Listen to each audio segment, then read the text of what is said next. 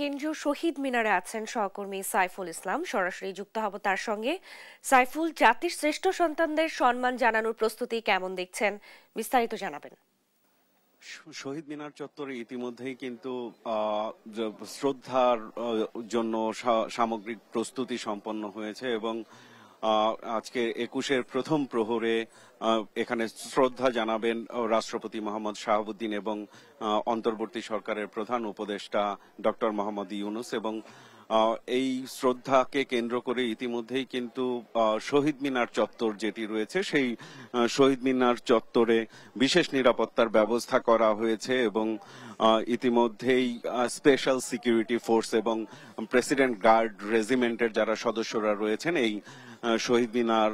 চত্বরে অবস্থান নিয়েছেন এবং আশেপাশের যে আইন শৃঙ্খলা রক্ষাকারী বাহিনী, সাধারণ মানুষ যারা উৎসুক জনতা যারা এই শহীদ মিনারের প্রস্তুতি গুলো দেখতে এসেছেন তাদেরকে কিন্তু সরিয়ে দেওয়া হয়েছে এবং রাষ্ট্রপতি এবং প্রধান উপদেষ্টার যে শ্রদ্ধা নিবেদন তারপরেই সাধারণ মানুষের জন্য উন্মুক্ত করে দেওয়া হবে এবং রাত 9টার দিকে এই শহীদ মিনার চত্বরটি এখন সম্পূর্ণ নিরাপত্তা বলয়ের মধ্যে নিয়ে আসা হয়েছে এবং আমরা যতটুকু জানতে পেরেছি যে প্রথম প্রহরে রাষ্ট্রপতি মোহাম্মদ শাহাবুদ্দিন এবং অন্তর্বর্তী সরকারের প্রধান উপদেষ্টা ডক্টর মোহাম্মদ ইউনূস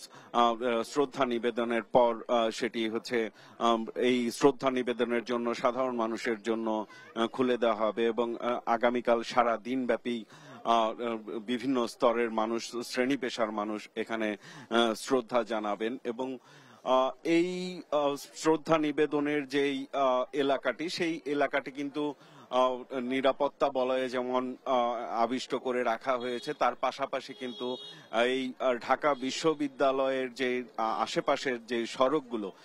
সেই সড়কগুলোতেও যানবাহন চলাচল নিয়ন্ত্রণ করা হয়েছে এবং কোনো কোনো